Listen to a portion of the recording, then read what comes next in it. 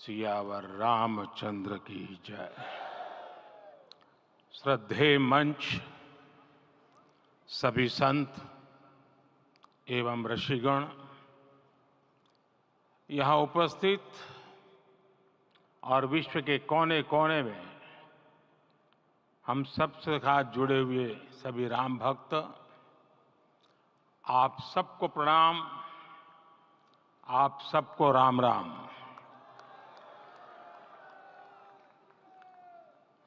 आज हमारे राम आ गए हैं।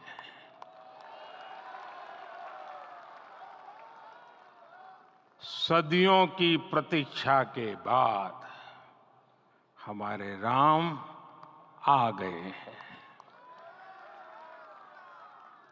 सदियों का अभूतपूर्व धैर्य, अनगिनत बलिदान, त्याग और तपस्या के बाद हमारे प्रभु राम आ गए हैं। इस शुभ घड़ी की आप सभी को, समस्त देशवासियों को बहुत बहुत बधाई। मैं अभी गर्भगृह में ईश्वरीय चेतना का साक्षी बनकर आपके सामने उपस्थित हुआ हूं। कितना कुछ कहने को है, लेकिन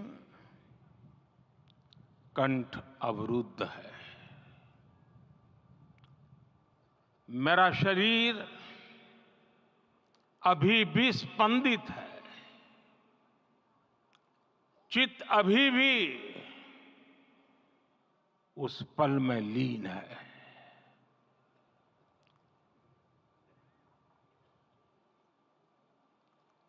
हमारे रामलला अब टेंट में नहीं रहेंगे।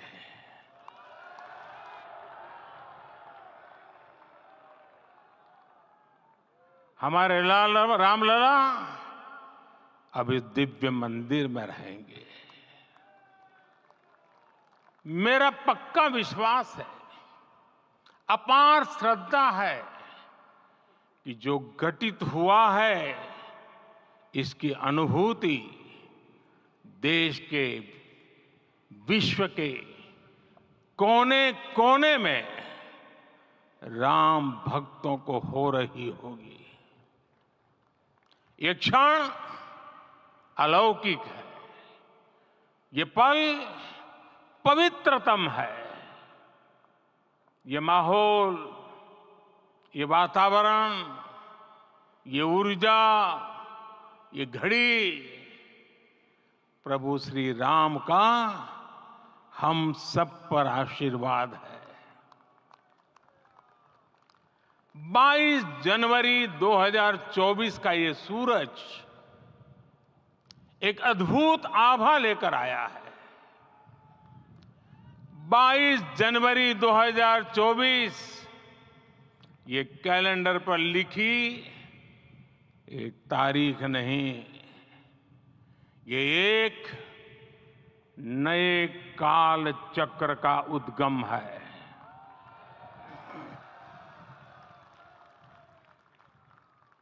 राम मंदिर के भूमि पूजन के बाद से प्रतिदिन पूरे देश में उमंग और उत्साह बढ़ता ही जा रहा था। निर्माण कार्य देख देशवासियों में हर दिन एक नया विश्वास पैदा हो रहा था।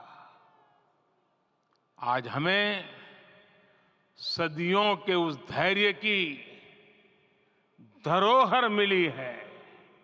आज हमें श्री राम का मंदिर मिला है।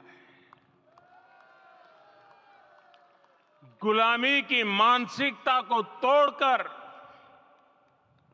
उठ खड़ा हो राष्ट्र। अतीत के हर दंश से हौसला लेता हुआ राष्ट्र ऐसे ही नव इतिहास का सृजन करता है। आज से 1000 साल बाद भी लोग आज की इस तारीख की, आज के इस पल की चर्चा करेंगे। और ये कितनी बड़ी राम कृपा है कि हम सब इस पल को जी रहे हैं, इसे साक्षात घटित होते देख रहे हैं। आज दिन दिशाएं, दिग दिगंत सब दिव्यता से परिपूर्ण है। ये समय सामान्य समय नहीं है। ये काल के चक्र पर सर्वकालिक शाही से अंकित हो रही अमिट स्मृति रेखाएं हैं। साथियों, हम सब जानते हैं कि जहां राम का काम होता है, वहां पवन पुत्र हनुमान अवश्य विराजमान होते हैं। इसलिए मैं राम भक्त हनुमान और हनुमान गढ़ी को भी प्रणाम करता हूं। मैं माता जानकी, लक्ष्मण जी, भरत, शत्रुघ्न सबको नमन करता हूं। मैं पावन अयोध्यापुरी और पावन सरयू को भी प्रणाम करता हूं। मैं इस पल दैवीय अनुभव कर रहा हूं कि जिनके आशीर्वाद से ये महान कार्य पूरा हुआ है। वे दिव्य आत्माएं, वे दैवीय विभूतियां भी इस समय हमारे आसपास उपस्थित है। मैं इनसे भी दिव्य चेतनाओं को भी कृतज्ञता पूर्वक नमन करता हूं। मैं आज प्रभु श्री राम से क्षमा याचना भी करता हूं। हमारे पुरुषार्थ, हमारे त्याग, तपस्या में कुछ तो कमी रह गई होगी कि हम इतनी सदियों तक ये कार्य कर नहीं पाए। आज वो कमी पूरी हुई है।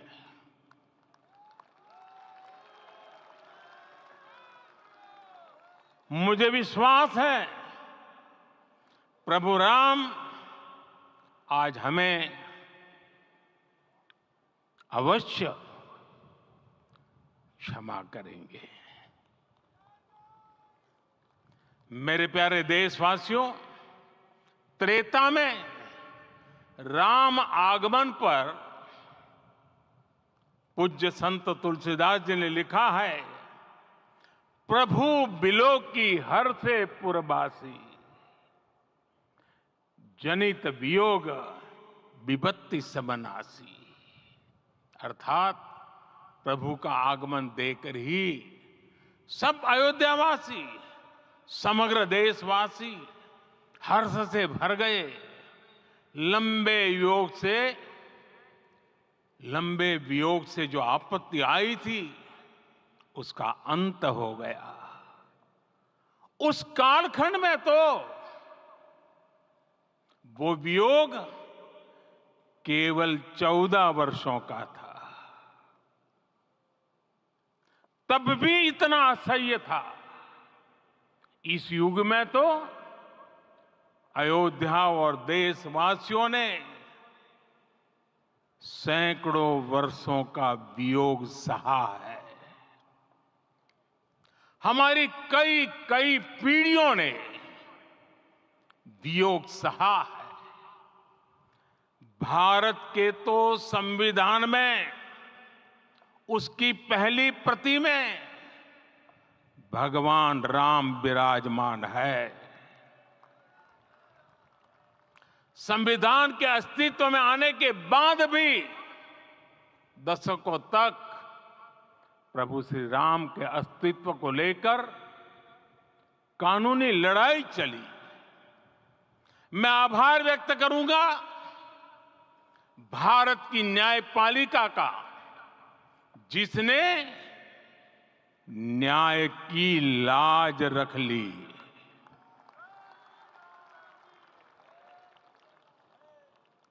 न्याय के पर्याय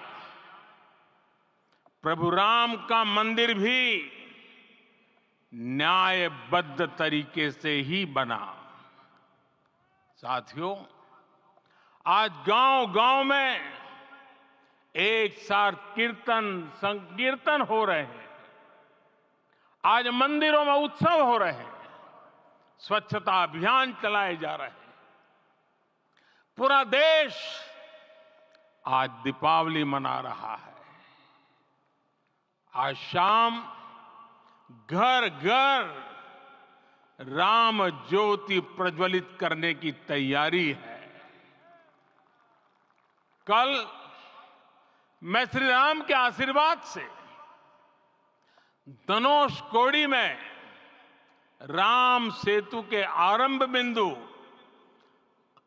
अरिचल मुनाई पर था। जिस घड़ी प्रभु राम समुद्र पार करने निकले थे, वो एक पल था जिसने काल चक्र को बदला था। उस भावमय पल को महसूस करने का मेरा ये विनम्र प्रयास था। वहां पर मैंने पुष्प वंदना की।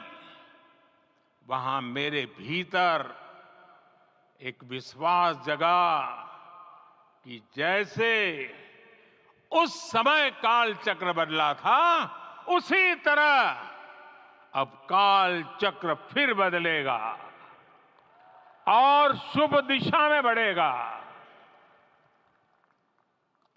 अपने 11 दिन के व्रत अनुष्ठान के दौरान मैंने उन स्थानों का चरण स्पर्श करने का प्रयास किया जहां प्रभु राम के चरण पड़े थे। चाहे वो नासिक का पंचवटी धाम हो, केरला का पवित्र त्रिपायर मंदिर हो, आंध्र प्रदेश में लेपाक्षी हो, श्रीरंगम में रंगनाथ स्वामी मंदिर हो, रामेश्वरम में श्री रामनाथ स्वामी मंदिर हो, या फिर धनुषकोडी। मेरा सौभाग्य है कि इसी पुनीत पवित्र भाव के साथ मुझे सागर से सरयू तक की यात्रा का अवसर मिला। सागर से सरयू तक हर जगह राम नाम का वही उत्सव भाव छाया हुआ है। प्रभु राम तो भारत की आत्मा के कण कण से जुड़े हुए हैं। राम भारतवासियों के अंतर मन में विराजे हुए हैं। हम भारत में कहीं भी किसी की अंतरात्मा को छुएंगे तो इस एकत्व की अनुभूति होगी, और यही भाव सब जगह मिलेगा। इससे उत्कृष्ट, इससे अधिक देश को समायोजित करने वाला सूत्र और क्या हो सकता है।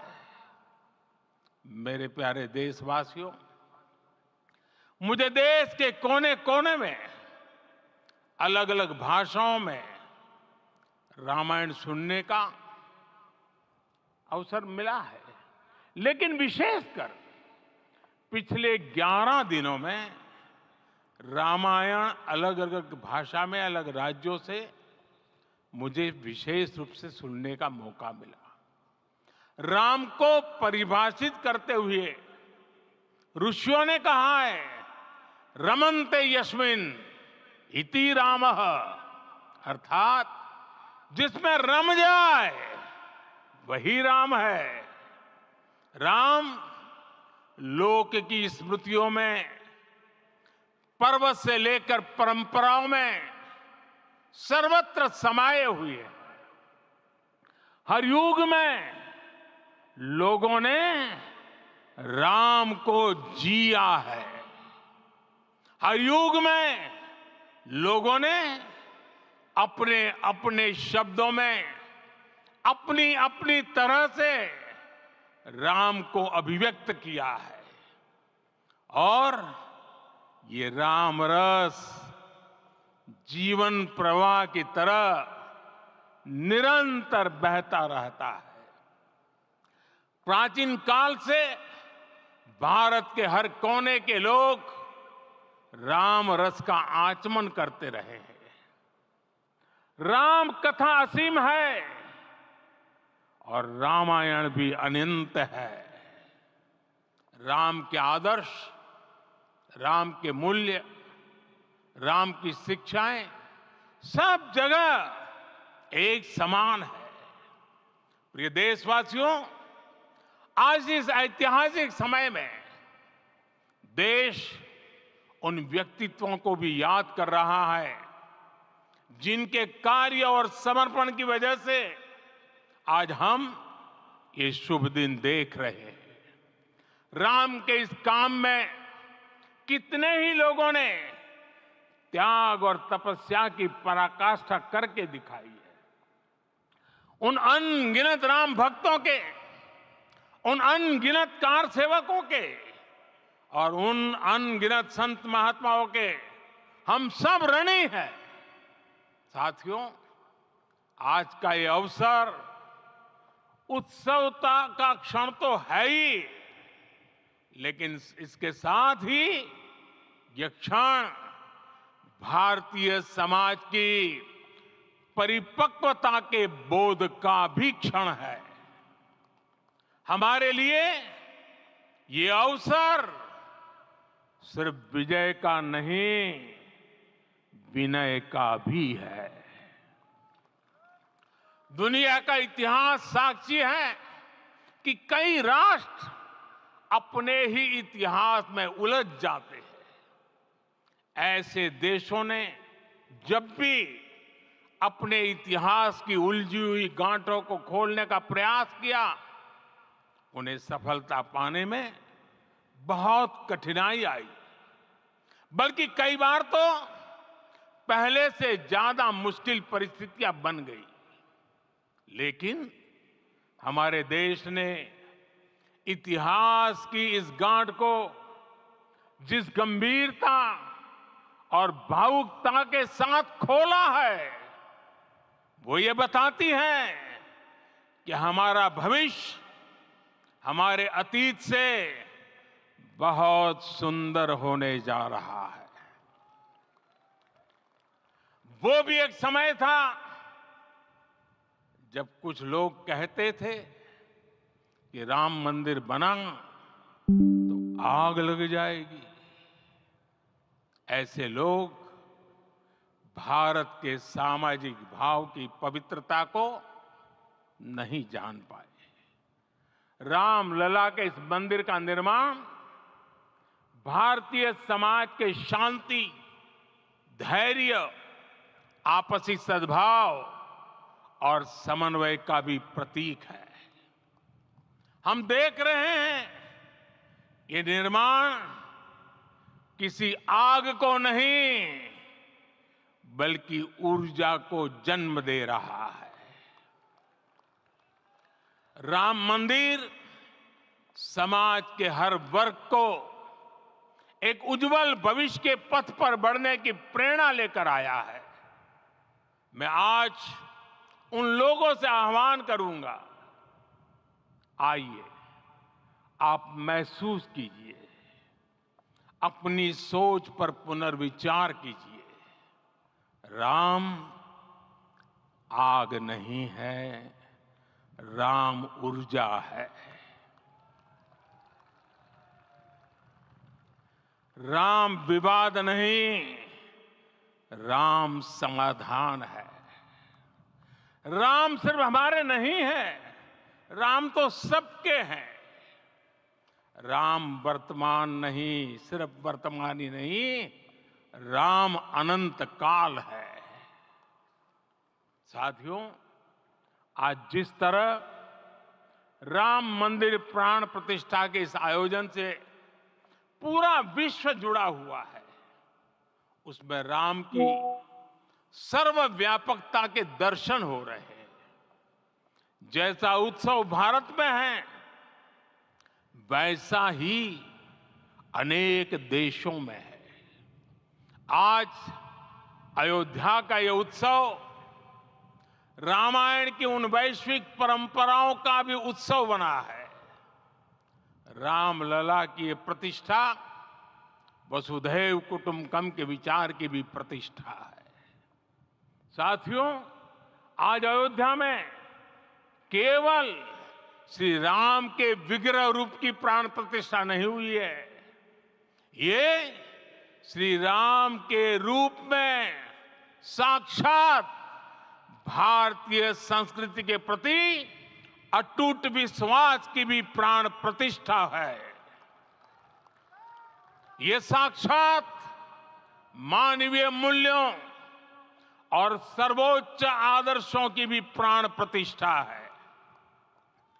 इन मूल्यों की, इन आदर्शों की आवश्यकता आज संपूर्ण विश्व को है। सर्वे भवन्तु सुखिनः, ये संकल्प हम सदियों से दोहराते आए हैं। आज उसी संकल्प को राम मंदिर के रूप में साक्षात आकार मिला है। ये मंदिर मात्र एक देव मंदिर नहीं है, ये भारत की दृष्टि का, भारत के दर्शन का, भारत के दिग्दर्शन का मंदिर है। ये राम के रूप में राष्ट्र चेतना का मंदिर है। राम भारत की आस्था है, राम भारत का आधार है, राम भारत का विचार है, राम भारत का विधान है, राम भारत की चेतना है, राम भारत का चिंतन है, राम भारत की प्रतिष्ठा है, राम भारत का प्रताप है, राम प्रवाह है, राम प्रभाव है, राम नेति भी है, राम नीति भी है, राम नित्यता भी है, राम निरंतरता भी है, राम विभु है, विशद है, राम व्यापक है, विश्व है, विश्वात्मा है। और इसलिए जब राम की प्रतिष्ठा होती है तो उसका प्रभाव वर्षों या शताब्दियों तक ही नहीं होता, उसका प्रभाव हजारों वर्षों के लिए होता है।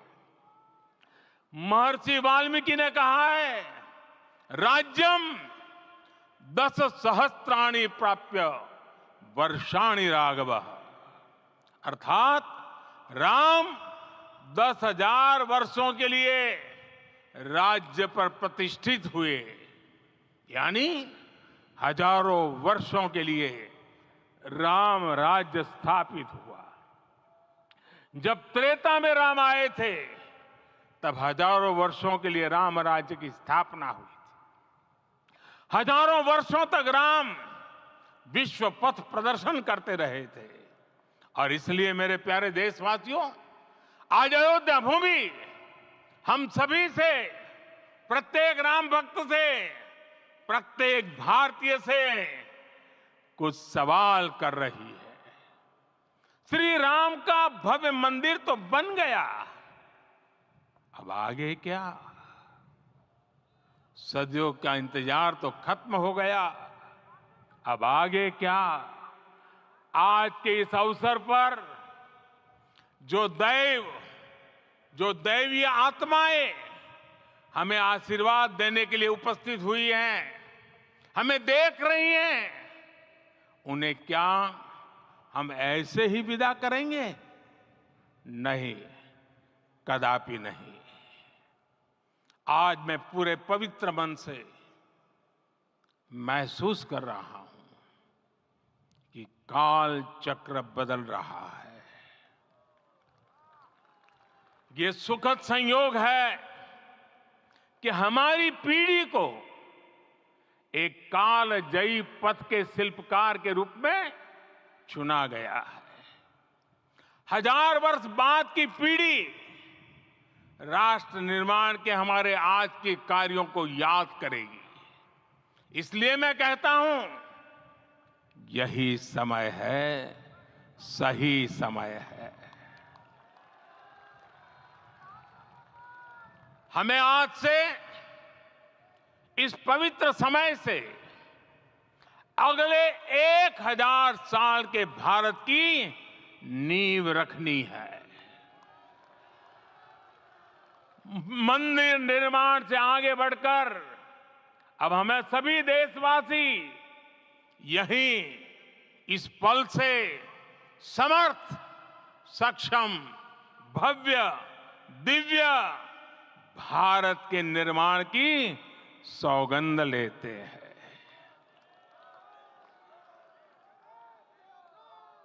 राम के विचार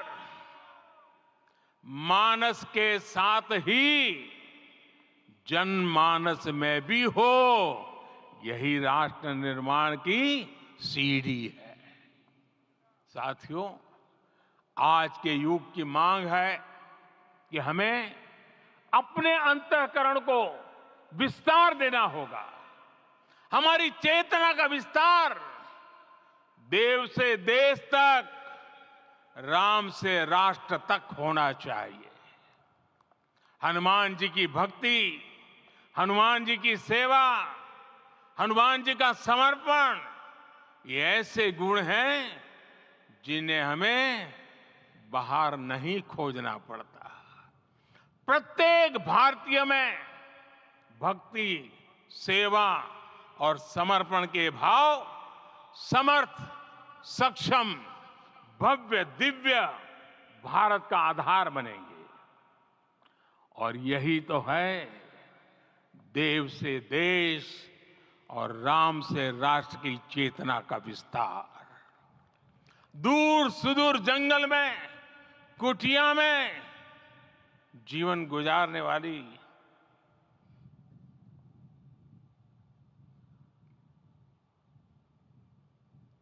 मेरी आदिवासी मां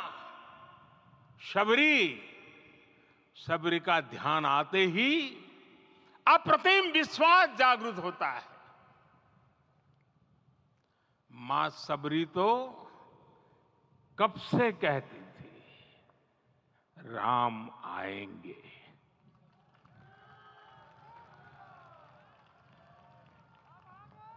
प्रत्येक भारतीय में जन्मा यही विश्वास समर्थ, सक्षम, भव्य भारत का आधार बनेगा। और यही तो है देव से देश और राम से राष्ट्र की चेतना का विस्तार। हम सब जानते हैं कि निषाद राज की मित्रता सभी बंधनों से परे है। निषाद राज का राम के प्रति सम्मोहन, प्रभु राम का निषाद राज के लिए अपनापन कितना मौलिक है।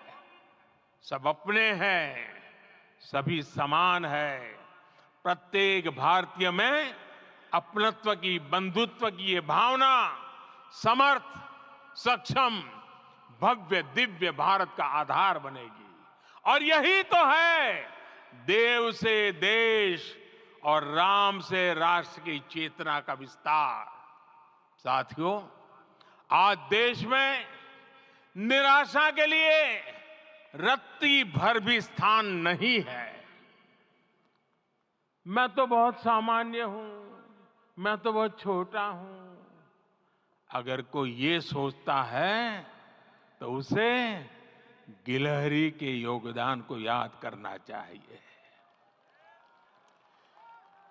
गिलहरी का स्मरण ही हमें हमारी इस हिचक को दूर करेगा, हमें सिखाएगा कि छोटे बड़े हर प्रयास की अपनी ताकत होती है अपना योगदान होता है और सबके प्रयास की यही भावना समर्थ, सक्षम, भव्य, दिव्य भारत का आधार बनेगी। और यही तो देव से देश और राम से राष्ट्र की चेतना का विस्तार। साथियों, लंकापति रावण प्रकांड ज्ञानी थे, अपार शक्ति के धनी थे, लेकिन जटायु जी की मूल्य निष्ठा देखिए। वे महाबली रावण से भिड़ गए। उन्हें भी पता था कि वो रावण को परास्त नहीं कर पाएंगे, लेकिन फिर भी उन्होंने रावण को चुनौती दी। कर्तव्य की यही पराकाष्ठा समर्थ, सक्षम, भव्य, दिव्य भारत का आधार है। और यही तो है देव से देश और राम से राष्ट्र की चेतना का विस्तार। आइए हम संकल्प लें कि राष्ट्र निर्माण के लिए हम अपने जीवन का पल पल लगा देंगे।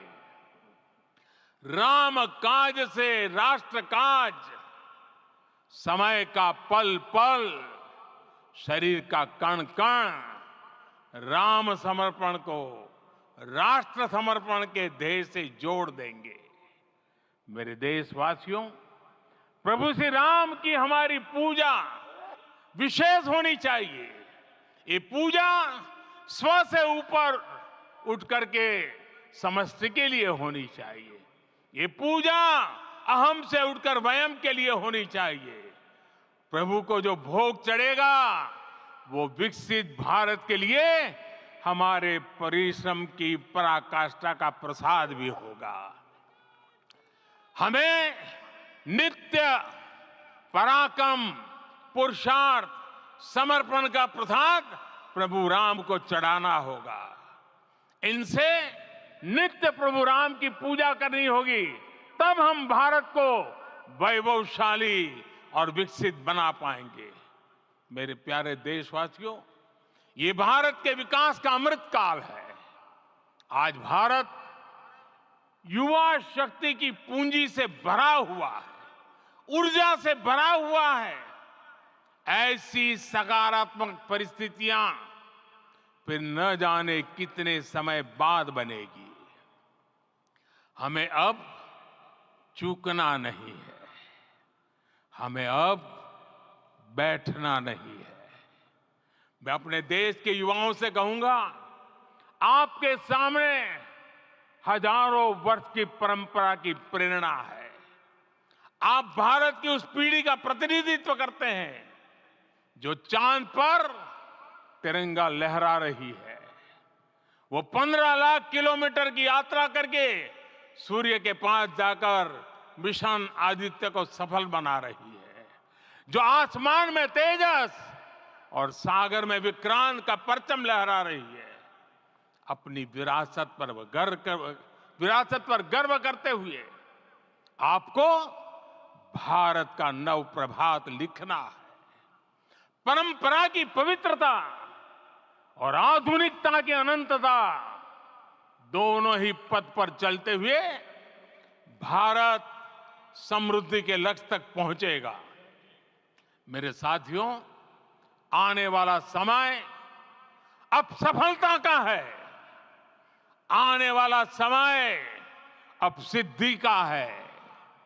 ये भव्य राम मंदिर साक्षी बनेगा भारत के उत्कर्ष का, भारत के उदय का। ये भव्य राम मंदिर साक्षी बनेगा भव्य भारत के अभ्युदय का, विकसित भारत का। ये मंदिर सिखाता है कि अगर लक्ष्य सत्य प्रमाणित हो, अगर लक्ष्य सामूहिकता और संगठित शक्ति से जन्मा हो, तब उस लक्ष्य को प्राप्त करना असंभव नहीं है। ये भारत का समय है और भारत अब आगे बढ़ने वाला है। शताब्दियों की प्रतीक्षा के बाद हम यहां पहुंचे हैं। हम सब ने इस युग का, इस कालखंड का इंतजार किया है। अब हम रुकेंगे नहीं, हम विकास की ऊंचाई पर जाकर ही रहेंगे। इसी भाव के साथ रामलला के चरणों में प्रणाम करते हुए आप सभी को बहुत बहुत शुभकामनाएं। सभी संतों के चरणों में मेरे प्रणाम। सियावर रामचंद्र की, सियावर रामचंद्र की, सियावर रामचंद्र की।